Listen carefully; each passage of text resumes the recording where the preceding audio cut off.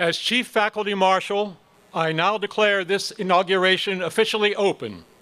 Please remain standing for the national anthem led by Dr. Christopher Swanson, Associate Professor of Music. Please remain standing for the opening reflection, words from 1976 by W. Taylor Reveley II, then President of Hampton-Sydney College, read by Dr. Larissa Ferguson, Associate Professor of History.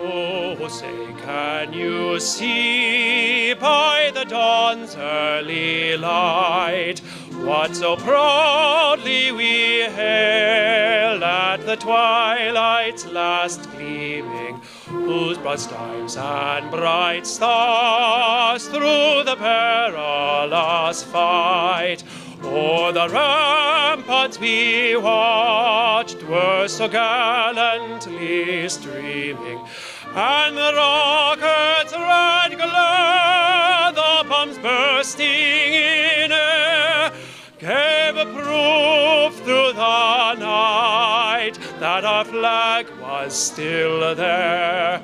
Oh, say, does that star-spangled banner yet wave o'er the land of the free and the home of the brave?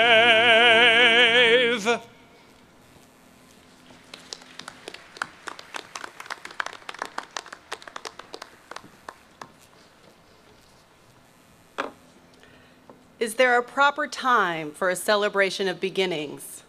All cultures have treasured their beginnings, and in ritual and reflection have returned to watershed events in their own histories to celebrate the continued worth of these beginnings.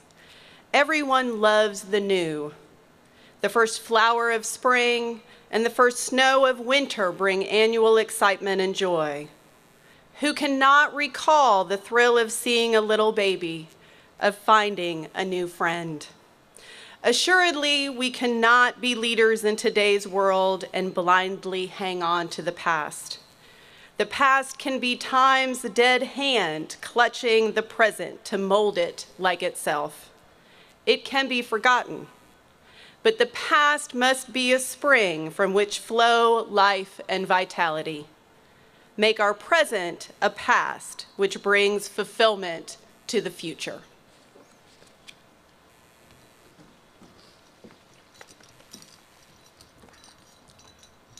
Please be seated.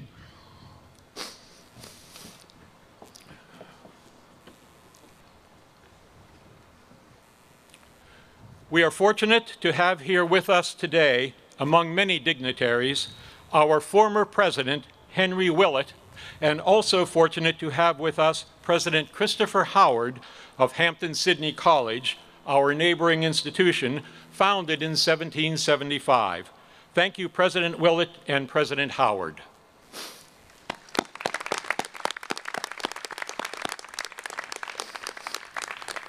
At this time, I would also like to recognize the member of Longwood's governing body, the Board of Visitors, seated here.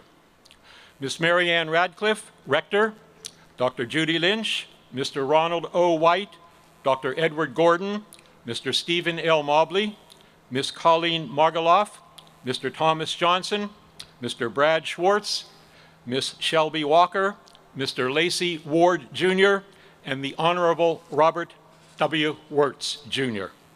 Please join me in showing them appreciation for their countless hours of service on behalf of Longwood University.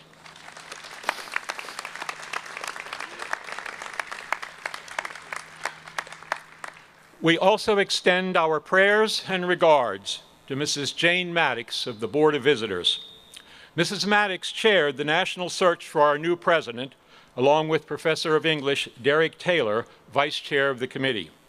This fall, Mrs. Maddox was diagnosed with lymphoma and is fighting hard with good prospects.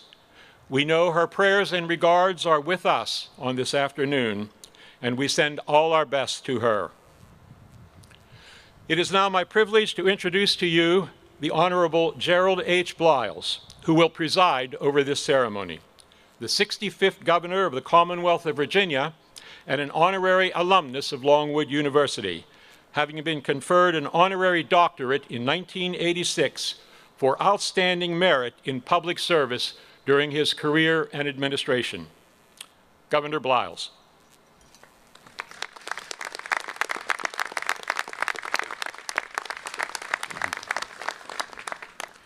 Thank you, Dr. Jordan.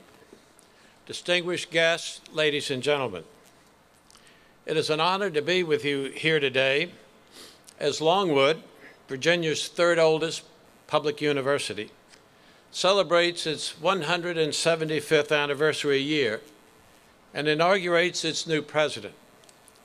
It is a doubly special ceremony for me as an honorary alumnus. Allow me to lay the foundation for this occasion today. The pursuit of public education at all levels is a particularly American idea, especially the conviction that educational opportunity must be universally available and that educational excellence must be consistently sought. There is a reason for this. We profoundly believe in the democratic ideal, the Jeffersonian notion that men and women, by the sheer force of education, can so enlighten themselves that representative government will transcend its limitations. In other words, we believe in the idea of progress.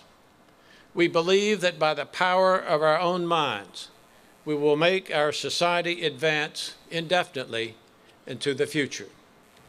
For us, progress means an endless stream of human creativity and imagination, combined with a sustained desire for improvement. So on the one hand, our hopes and aspirations are idealistic. Yet, on the other hand, we have found a pragmatic means for achieving our most noble collective and individual ambitions. It is higher education. We make a simple and direct assumption. Education is good and necessary. It is a prerequisite, a preface to our finest achievements. It is upon that assumption that Virginia has invested heavily over the years and sought to build a system of public education that aspires to more than mere adequacy. Our system seeks excellence. At Longwood, this university has been an example of that aspiration. And at Longwood, today is an historic occasion. In the centuries of higher education in America, there are notable fathers and sons who have each in turn led different colleges and universities. The direct succession of 3 generations at major institutions, however, so far as I know, is unprecedented. The fact that 2 Taylor Reveleys now serve contemporaneously is all the more remarkable. I came to know Taylor Reveley II during his tenure at Hampton-Sydney while I was a young member of the Virginia House of Delegates. Taylor Reveley III is a dear friend, and we spent many years together as law partners following my administration as governor. Then he joined William and Mary, first as dean of the law school, before then becoming president. And the president we celebrate now, Taylor Reveley IV, and I worked together every day for a decade prior to joining you this summer. The Washington Post recently called this succession of Reveleys Virginia's academic dynasty.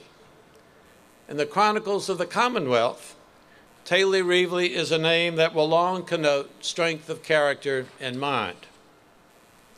On behalf of our colleagues at the University of Virginia, the Commonwealth's second oldest public university, I can tell you how fortunate Longwood is.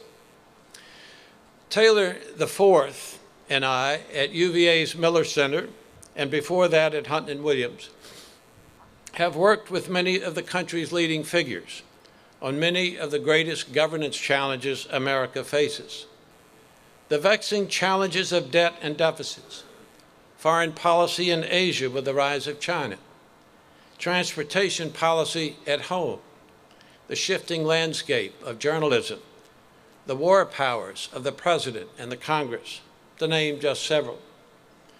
He and I have always felt that the country's greatest challenge is higher education.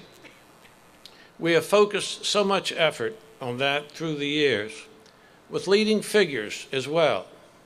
It has been the constant thread throughout the years of our work together. These questions, for example: how does a free society sustain itself and advance but through education? What is the role of liberal arts in the 21st century? How can costs be allocated and structured to maintain and propel this vital public good? That Taylor is in a powerful position to give practical care to these issues in the progression of Virginia's academic dynasty gives me powerful optimism. He thinks in the broad sweeps of time, with the currents of history and trends of the future naturally at play in his considerations and in his decisions. As befits a classicist and theologian, he is also mindful of philosophical principle and consequence, as well as the merits and fair treatment of each individual and circumstance. As befits a seasoned attorney, he understands governance and finance utterly and lucidly. And as a Reveley, perhaps this passes in the blood, he has a delightful and powerful command of the language. Setting the course requires reducing ideas to actionable words. Above words and ideas, as befits an old football player, Taylor also simply works like an animal and gets things done. Having worked with governors, senators, and U.S. secretaries of state to bring issues into clarity for U.S. presidents, Taylor at heart relishes simply being of help and doing good. We started our work together a decade ago, laboring to bring public higher education to Martinsville, Virginia, which has the highest unemployment rate in the state. We succeeded with the founding of the New College Institute, with which Longwood has become so involved. Taylor likewise devoted enormous time to Virginia Intermont College in Bristol, so many of whose students come from modest but inspiring circumstances in Appalachia. 1,000 things, including family ties, have drawn Taylor and Longwood together. I know that Longwood's strength in transforming lives is what has drawn Taylor here the most. So we will inaugurate a president today. And under new President Reveley, Longwood will indeed be at the forefront of the next chapter in higher education in this country in the 21st century. And that is good for Longwood, for the Commonwealth, and for the country. And now let's turn to the rest of the program. In a moment, I will introduce Secretary Fornash, who brings greetings from the Commonwealth. We will then hear greetings from others in the Longwood community. W. Taylor Reveley III will offer his own reflections prior to the installation by Rector Mary Ann Radcliffe and our new president's inaugural address. Secretary of Education Laura Fornash, in her tenure, has provided guidance to the 16 Virginia's public universities, the Virginia Community College system, 5 higher education and research centers and institutes, the Department of Education, and Virginia's state-supported museums. She was appointed by Governor Bob McDonnell in 2011, and as a member of the governor's cabinet, plays a leading role in the development and implementation of the Commonwealth's education policy. Virginia is rightly and widely noted for having the best system of higher education in America. So please welcome Secretary Fornash.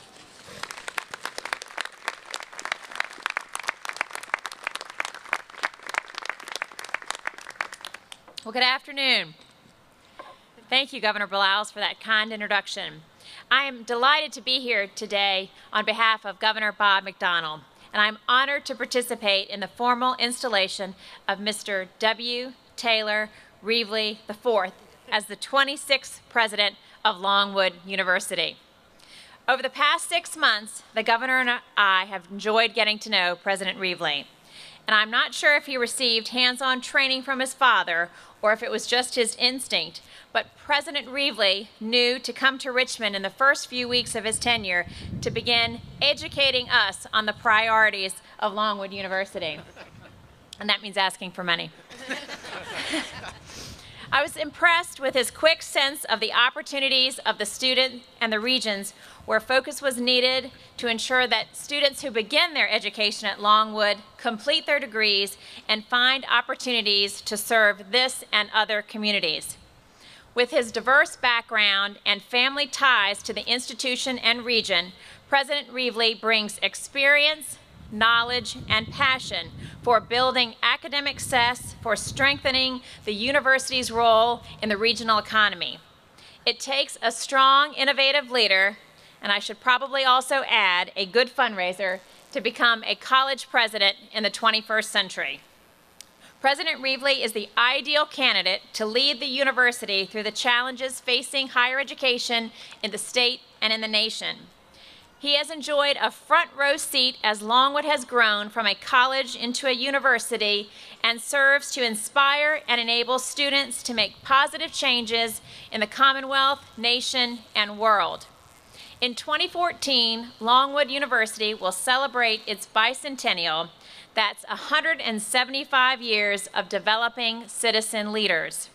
From your humble beginnings in 1839 as the Farmville Female Seminary Association, fast forward 175 years and 6 name changes to where we stand today on this beautiful campus we now know as Longwood University.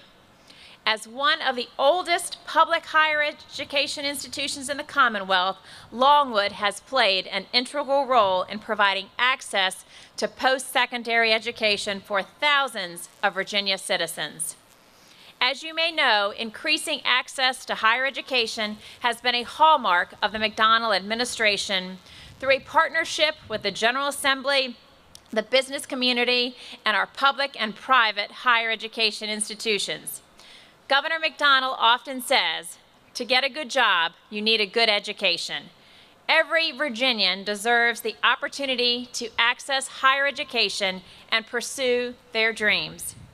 In the summer of 2011, Governor McDonnell signed the Top Jobs legislation that puts the Commonwealth on a path to awarding 100,000 more degrees over the next 15 years and making reformed and based investments to higher education to ensure that it is affordable and accessible to all students. Additionally, it focused on preparing our students for the high-demand, high-income fields of science, technology, engineering, mathematics, and healthcare.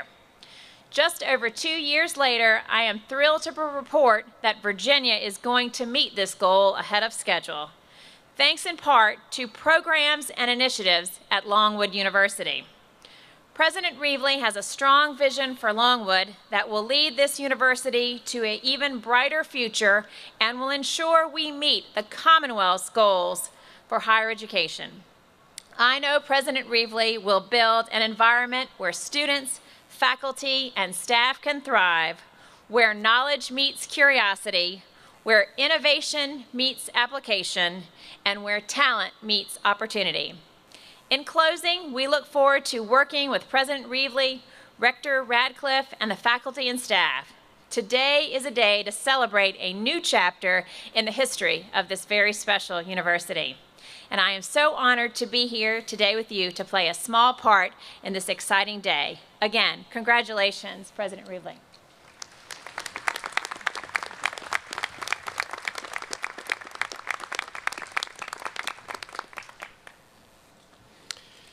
Thank you, Secretary Fornash. We will now hear greetings to President Reveley on this Inauguration Day from Mr. Bob Berger, President of the Longwood Foundation Board, who will be followed by Ms. Kathleen Early, class of 1992 and president of the Longwood Alumni Board, Mr. Stephen Summer, class of 2014 and vice president of the Longwood Student Government Association, Mrs. Allison Dobson, class of 2011 and co-chair of the Longwood Staff Advisory Committee, and Mr. David Lear, chairman of the Longwood Faculty Senate. We will begin with Mr. Berger.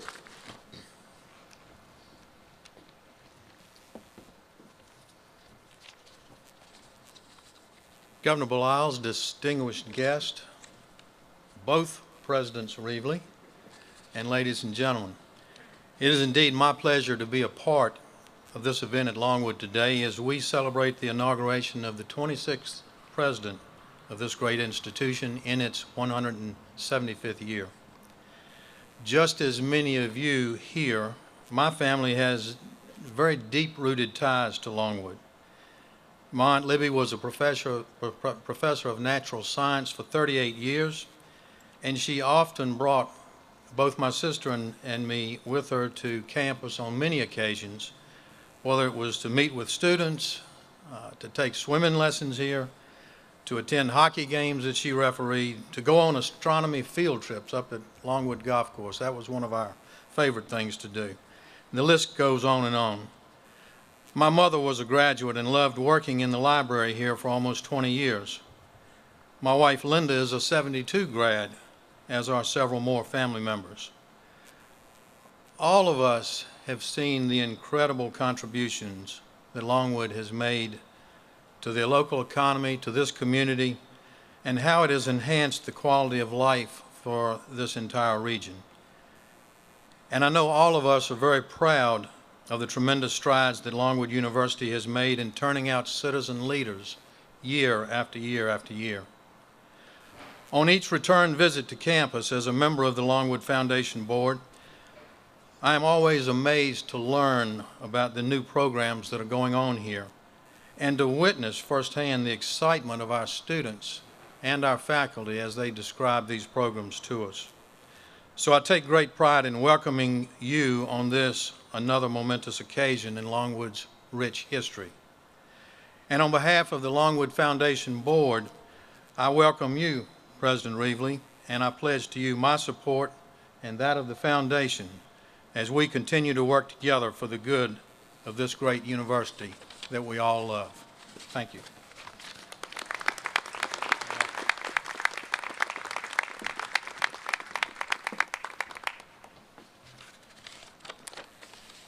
President Reveley, as president of the Alumni Association, I'm representing 32,000 alumni and welcoming you as the 26th president of Longwood University. Alumni share a very special bond to our university. Past generations of students, like your grandmother, great-grandmother, and aunts, have provided opportunities for future generations to succeed. They have laid a foundation for the strong university we have today. Since you started in June, it is very evident that you place great value on alumni and alumni relations. We are all looking forward to working with you to preserve the proud history of our 175-year-old institution and helping accomplish our alma mater's vision of developing citizen leaders to strengthen all of our communities.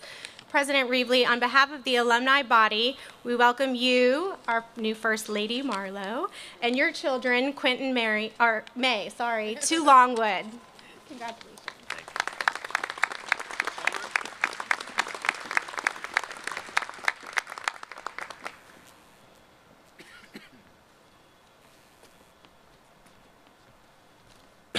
Sorry. When asked to welcome President Reveley to Longwood, I thought about how to best describe his impact moving forward with the university. Since meeting him last year during the presidential search, I think that former SGA Vice President Brian Reed described our president best, saying he just gets it. While this may be his first year at Longwood, President Reveley understands what it means to be a Lancer. He understands the pride we take in academic integrity through the honor code that every student pledges to abide by in their first days on campus. He knows from his ties to the area the important relationship that Longwood shares with the Farmville community. And his love for Longwood spirit may be unmatched, as he's immersed himself in beloved Longwood traditions from Convocation to Color Wars. With his wealth of knowledge in the field of higher education and his vision on how to best serve the students, President Reveley brings a new excitement and energy to Longwood's campus, one that I am confident will continue to move the university towards a brighter future. Thank you.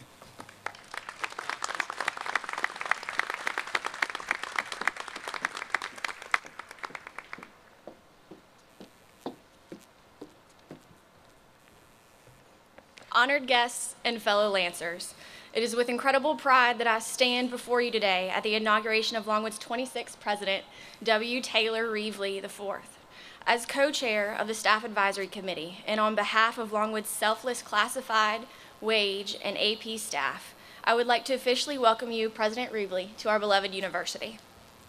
Thousands have passed through the Longwood University halls, gifted scholars, dedicated administrators, and loyal staff members. Those of us who work at Longwood know how very fortunate we are. We enjoy many of the institution's traditions and are well versed in the benefits and responsibilities that come from the university's collaborative nature. We know regardless of your role on campus, you have a voice and are part of a community where ideas flourish and voices are heard. President Reveley, the staff recognizes the effort that you have put into being open and accessible, and for this we are thankful. As you assume the role of Longwood University President, we pledge to you our support. With your leadership, we look forward to advancing Longwood University through what promises to be an exciting and fulfilling future for all. Thank you.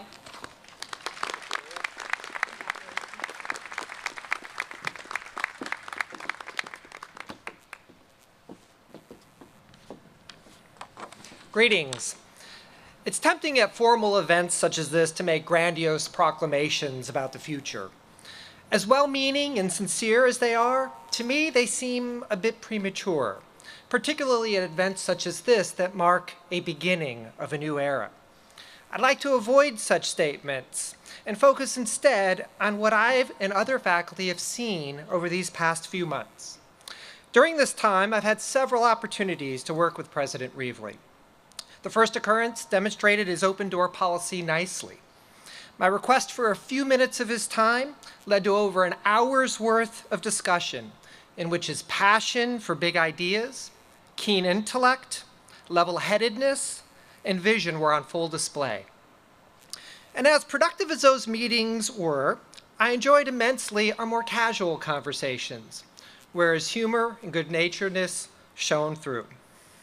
I'm not alone. In just the past week, I've had 3 other faculty members share with me the exact same experience. So President Reveley has made it very difficult for me to keep my promise and not pronounce to you all that Longwood is about to embark on a path of immense prosperity and opportunity, even though that is exactly what I think. On behalf of the faculty, I enthusiastically welcome President Taylor Reveley IV, Longwood University's 26th president. Thank you.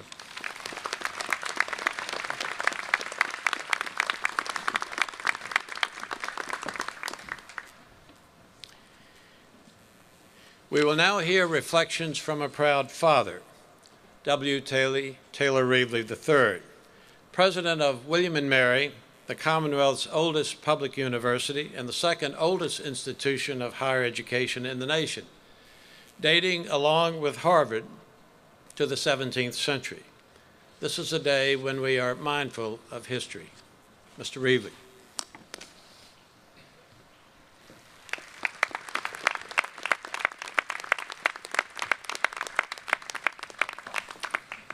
Thank you, Governor. Well, friends and family, the Governor and the program both say my mission is reflections, so I shall reflect. In 4 ways, 4 quick ways. First, there are happy similarities between William and Mary and Longwood. Both were born private and only later became public. Both have suffered the perils of Pauline at various points in their long lives, and both have stood the test of time. William and Mary, now in its 321st year, has a special fondness for institutions like Longwood, institutions that enjoy the distinction and the dignity of serious longevity, that have the elegance and the grace of history and tradition, and that remain firmly committed to the liberal arts in an era oblivious often to the centrality of the liberal arts, to understanding the human condition, and educating leaders of compelling ability. Second, Longwood is very dear to my family. My maternal grandmother, whom I adored, was an alumna of Longwood, as were her 3 daughters, all of whom I also adored, one my mother, 2 my aunts. One of my aunts later served on Longwood's Board of Visitors. My grandmother and her husband, Tom Eason, fell in love when he was teaching biology at Longwood, and she was teaching nearby. A generation later, my parents fell in love when Mother was at Longwood and Daddy was at Hampden-Sydney. 100 years ago, Longwood's class of 1913 made my grandfather an honorary member of the class. What an amazing coincidence. Really perfect to the occasion. Exactly 100 years thereafter, 1 century later, Tom Eason's great-grandson becomes president of Longwood. I grew up literally awash in stories about Longwood and Hampden-Sydney. And when my parents came back to this part of the world in 1963, 50 years ago, for Dad to become president of Hampden-Sydney, all these stories came vibrantly back to life. All in all, it's positively incestuous.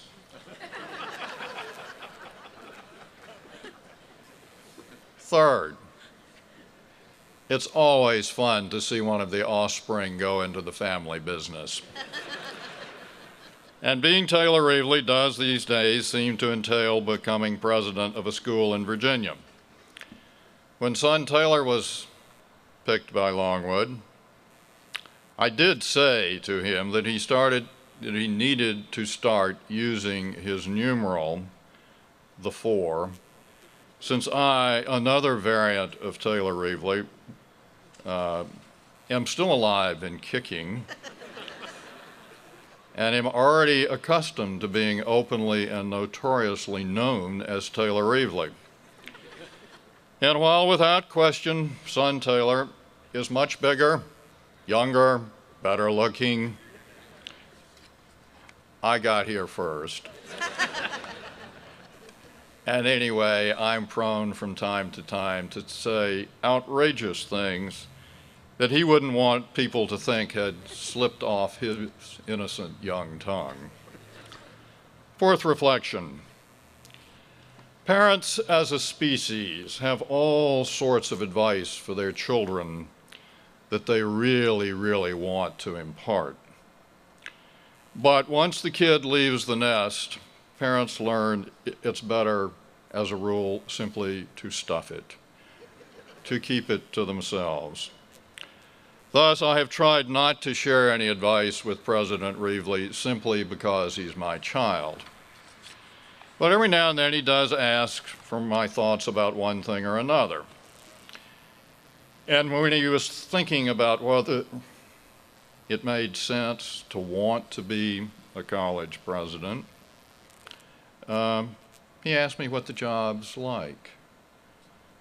And so I said, it's a wonderful job if you believe in the school you're leading.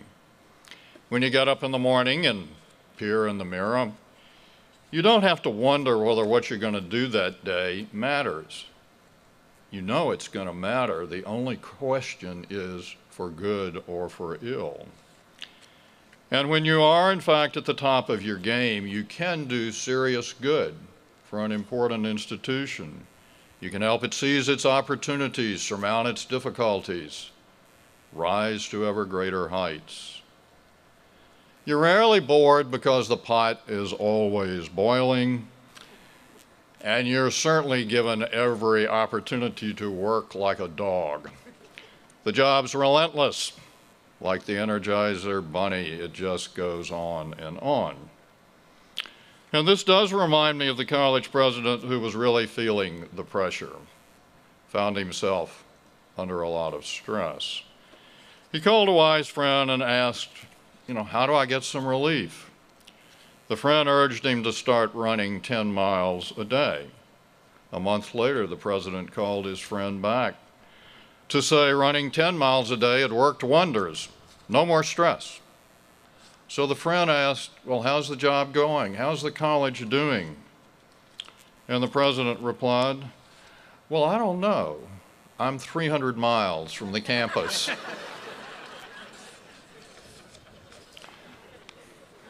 Longwood, your 26th president might run 10 miles a day, but it'll be around the campus. And Taylor's mother and I and his siblings are very proud of him. We're also very proud of Marlo. She and the twins will join him in being wonderful additions to the Longwood family.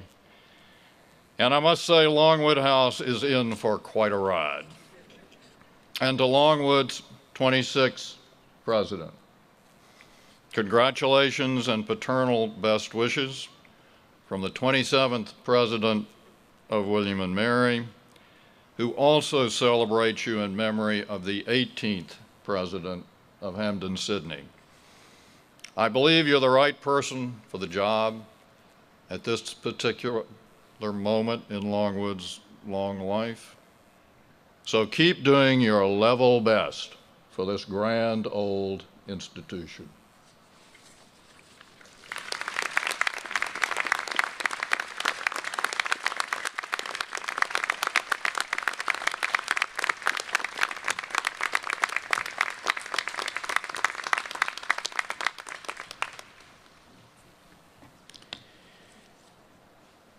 The rector of Longwood University, Marianne M. Radcliffe, of the class of 1992, devoted alumna, public servant, and noted expert in the public affairs and public policy of the Commonwealth, will now lead the installation of the new president. Madam Rector, I know this is a proud moment for you as well.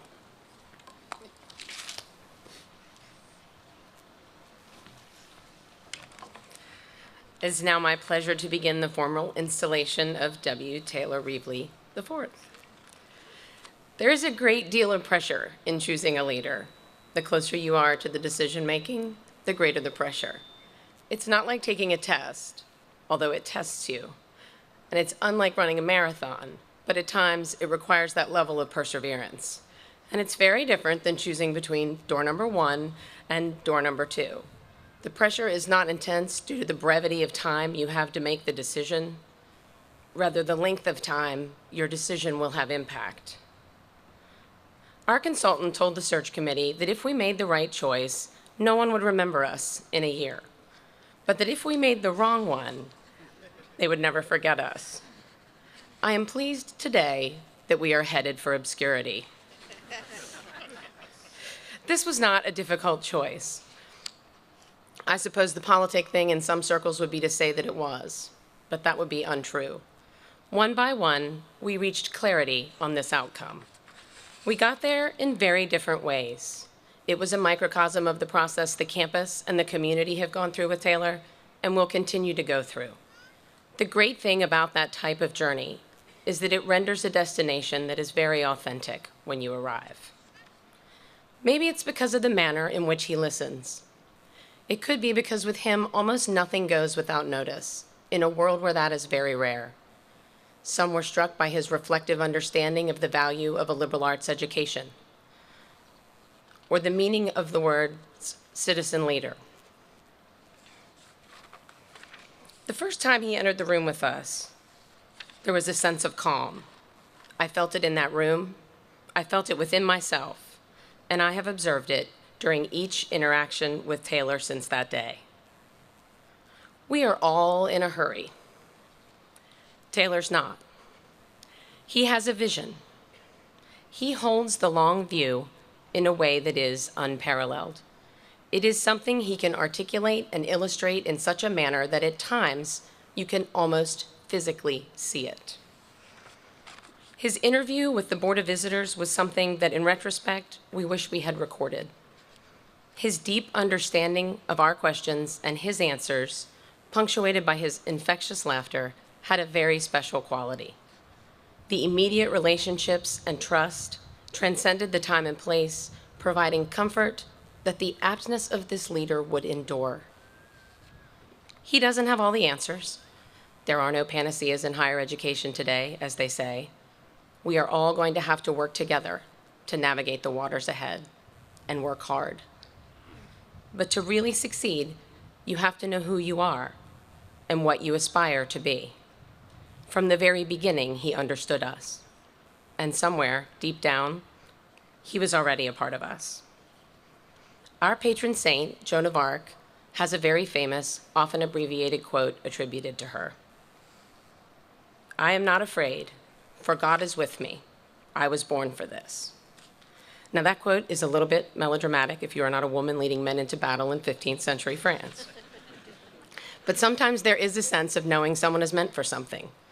That is a real and tangible notion that I have never witnessed before, and I'm not certain I will ever see again. Right now, right here, this is a big job. It touches so many lives.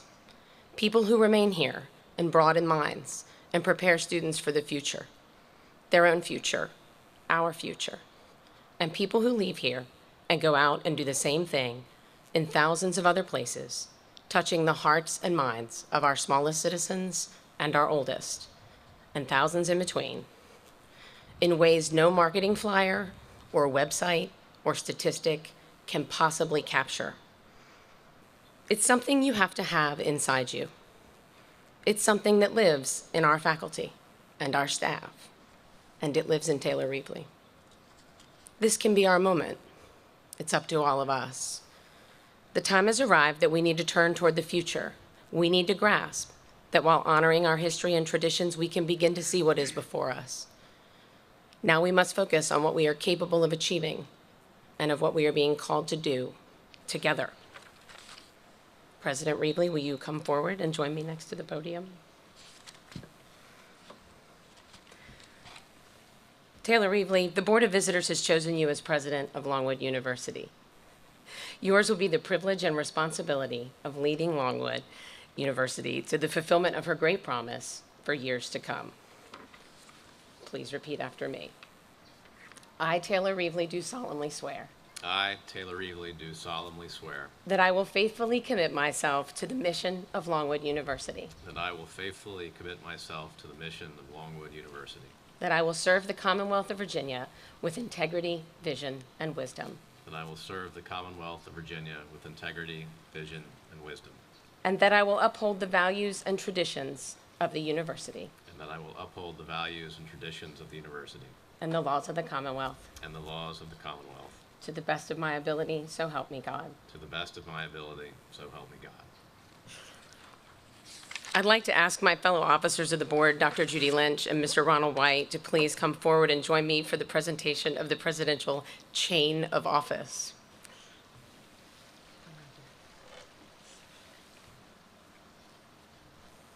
I gotta talk over here. By the authority vested in me by the Governor of the Commonwealth of Virginia and the Longwood University Board of Visitors, I will now bestow upon you, Taylor Reevely, the medallion, signifying the office of President of Longwood University.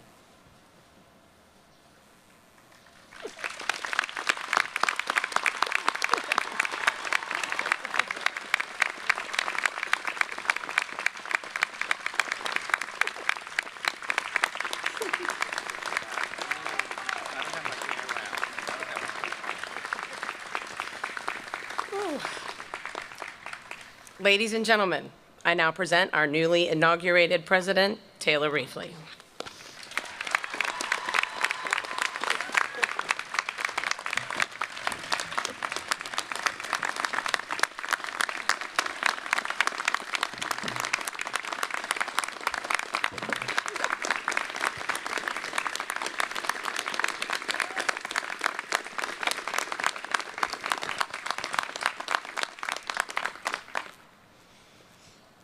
Madam Rector, Governor Bliles, Secretary Fornash, Provost Perkins, Mayor Newman, Chairman Four, Mr. Spates, Mr. Guthridge, sage friend through all the many years to WTR2, WTR3, and WTR4, President Willett, President Howard, President Reveley, First Ladies Reveley, May, Quint, my family, my friends.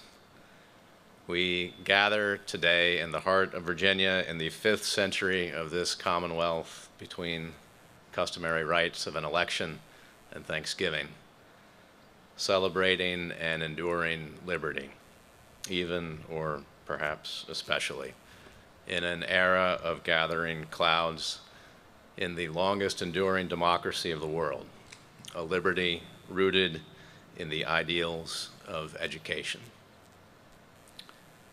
The heartfelt words of this afternoon make me hope even more deeply to be worthy of this trust. I can't help but think of those who can't be with us today, my dear friend Jane Maddox especially, and likewise of those watching from another shore, as they say in the proper liturgy. It is indeed a sentimental and joyful scene that is unfolding. And what is it like for a Virginian in the native line of the generations to be at the focus right now of such a moving and stately ceremony and moment? As you can tell, it is like a homecoming. I was christened in College Church, here in one of all of America's oldest two-college communities. My grandparents, as you have heard, began their tenure at President Howard's institution exactly 50 years ago in the fraught year of 1963. They are buried in graves adjoining to its Via Sacra. Longwood has been a part of my family's life continuously for more than a century, since indeed the time of my great-grandmother in the class of 1910 through the generations since, including my dear grandmother in the class of 1940. My cousins, my aunts, my cousin Patrick Eason is indeed a freshman this year in the class of 2017. And my grandmother's dear friend Evelyn McCorkle of the class of 1942 is here with us today. Given the momentum of family ties and patterns, you could have the impression that finding my way through the years to assuming the mantle of this role was graceful and easy. But too many of you who have seen my ungraceful moments are assembled here today for that. What has propelled me and driven me on this path is the example. So many examples of selfless hard work, dedication that I have enjoyed the privilege, blessing to see firsthand, learn from at home and in my career. That same spirit of dedication is also in manifold evidence with our faculty here, the guardians truly from age to age of Longwood's soul. For instance, seven of our current faculty members, Dr. Jordan, Dr. Harbour, Assistant Dean Folks, Professor Baldridge, Professor Edmondson, Professor Lust, Professor Weber, all with whom I am honored to serve. Indeed, all have served this institution since the 1970s, across 5 decades. And the incomparable Dr. May, of course, continues great deeds even in ostensible retirement. More than 24 new faculty members, I see some of you back there, joined our ranks freshly this year. And some of you, blessed with the same fortitude and passion, if you have the same kind of remarkable long tenures, may serve into the year 2050, 2050, and beyond. A link to the future. Just as our senior-most faculty today are a link with former days and the formative past, with the administration of President Willett, inaugurated here almost exactly 45 years ago in November 1968, who stewarded this institution with consideration and panache through the social dynamics of the day. Or with Dean Gordon Moss, whose courage in the face of the valley of segregation inspired reverberating change and taught students to look not just for how to have a career, but for how to live a life. Or, in turn, in deeper time, with my great-grandfather Thomas Eason, who my father mentioned, professor of biology here 100 years ago, honorary member of the class of 1913, who walked the halls we know, dreaming at times naturally of the future of higher education in this Commonwealth and nation. Even if a president rivals the historic and transformative tenure of Joseph Jarman, who led this institution for 44 years, from 1902 to 1946, in the time here of my grandparents and my great-grandparents, even if a president has that kind of remarkable tenure, he or she is at most a steward, preceded and succeeded by animating ranks of faculty, the best of whose tenures throughout our 175-year history run in multiples of decades as today. From the beginning, with faculty at the heart, this institution has held and been held to timeless ideals, while also in a sequence of metamorphoses rising to the call of new beginnings. In the earliest days, 175 years ago, many graduates of America's great colleges from the colonial era rallied to found this great institution, our university. And it has moved through transformation since. At this Virginia crossroads, Farmville, Hampton-Sydney, Prince Edward, Longwood, where it is truly profound to note the Civil War ended and civil rights began. Established as a pioneer in women's education, our then private institution became affiliated with the Methodist Church in its early decades, then became a state institution in the 1880s, a baccalaureate institution a generation later in the first half of the 20th century, coeducational a generation ago, then a university in name and scope with this new millennium, and today, as one of the 100 oldest colleges and universities in the country, one of the 50 oldest NCAA Division I schools, with 4,800 students from Virginia, the nation, and the world, with lifelong bonds with 32,000 alumni across the globe. Longwood stands within the forefront ranks of America's institutions of higher education, which truly are the envy of the world. These 175 years in Virginia and America against the backdrop of the millennia of world history have seen momentous junctures of national and global crisis, as well as momentous progress. Future centuries, I suspect, will see the decades ahead of us today as fulcrum years. The global community is knit together in arts and commerce, yet still divided in diplomacy and arms. We hold in our mortal hands still the power to abolish all forms of human poverty and all forms of human life. Science has discovered new suns orbited by new and lonely planets with characteristics of our own earthly home, but at astronomical distance in the imponderable vastness of space. And still, our ethics and budgets here on Earth struggle to calculate the appropriate distribution of medicines and technology that now, just in present living memory, for the first time in humanity's advance, can indeed cure disease and save life. What would have had the air of magic or divinity even at the beginning of the 20th century. And as we move through these early decades of the 21st century, higher education itself, of course, is under duress as budgets tighten and questions over purpose are voiced.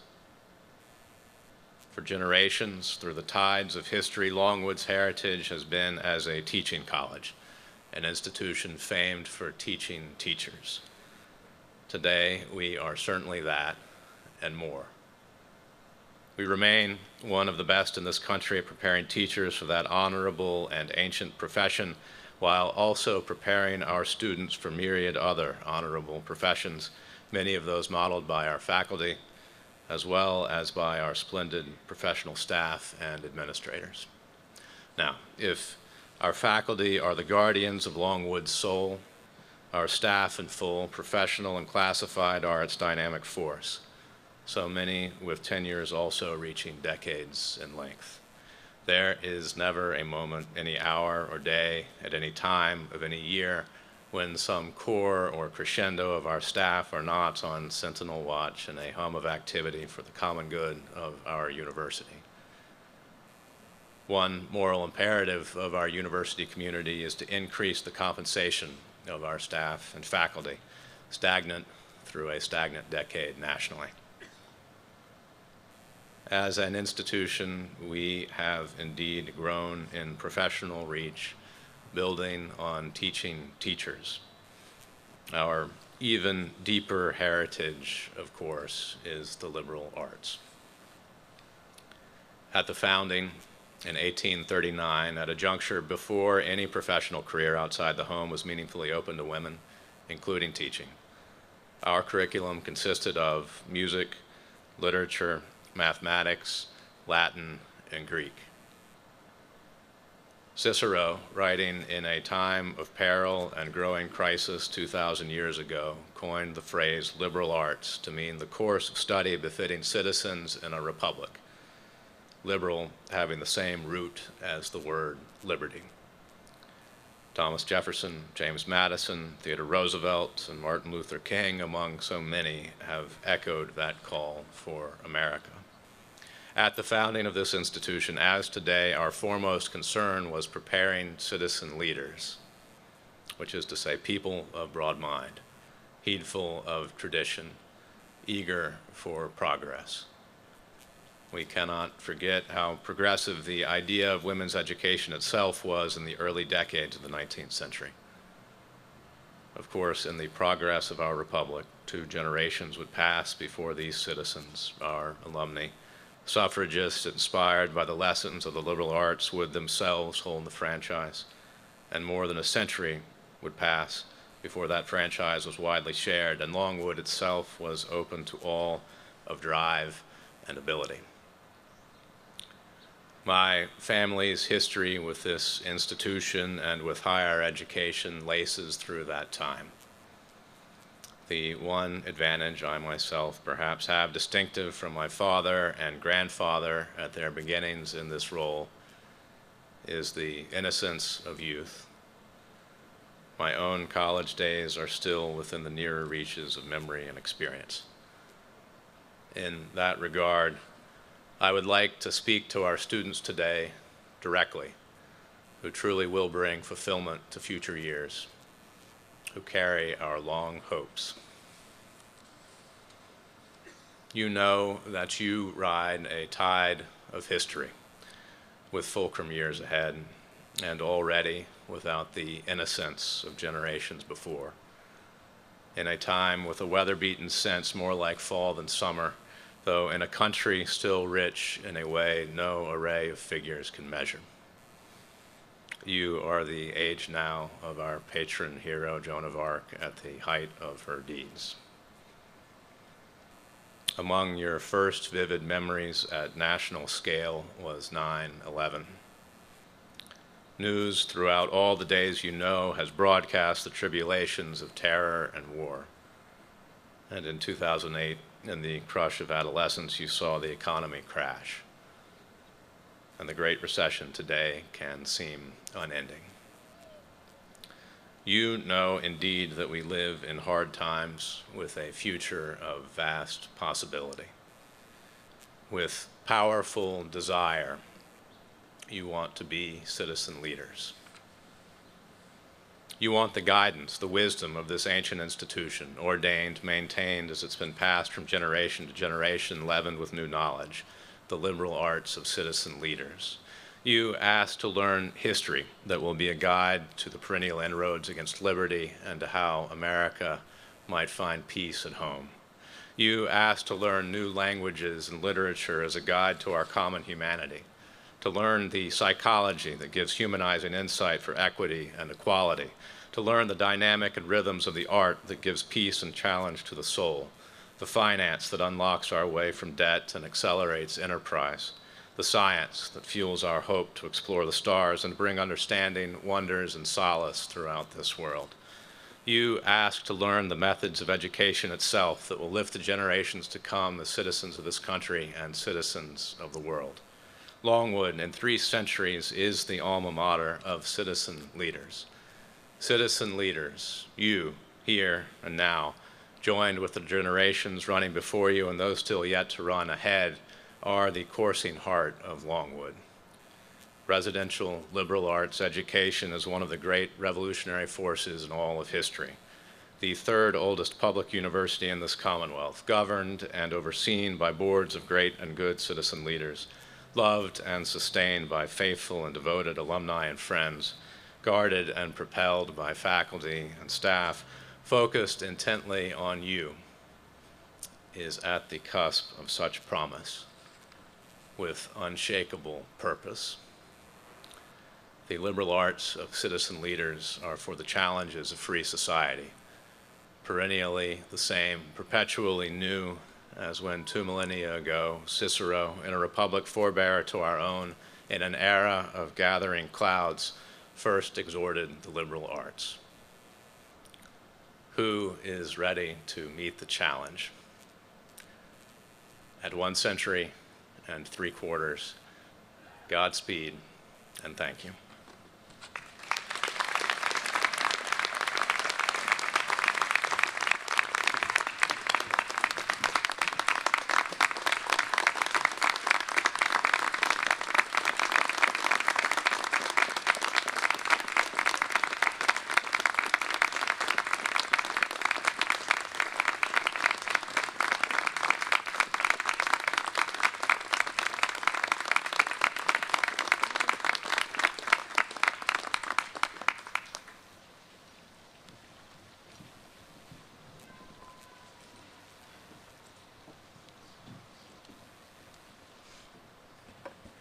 Congratulations, Mr. President, and congratulations, Longwood. In the words of the opening reflection today from W. Taylor Reevely II, read earlier by Dr. Ferguson, quote, "Make our present a past, which brings fulfillment to the future," end of quote. I think the future holds such promise. And for purposes of the present, this evening, this ceremony just begins the festivities, as I understand things. After the recessional from this ceremony, the new President Reevely will join students on Brock Commons in tolling the university's ancient bell, dating to the 1800s, one for each of Longwood's 26 presidents over its 175 years. As faculty, staff, delegates, and assembled guests proceed to the university's Blackwell Hall for an evening reception, the President and his First Lady will go with students from the tolling of the bell to begin a special inauguration dinner in Doral Dining Hall before joining the reception as well. And now, Dr. Pamela McDermott, Assistant Professor of Music, will lead us in the singing of the Alma Mater. The words are printed in your program. Following the singing, please remain at your seats during the recessional. And to conclude this inauguration ceremony, please rise and join in the singing of the Alma Mater.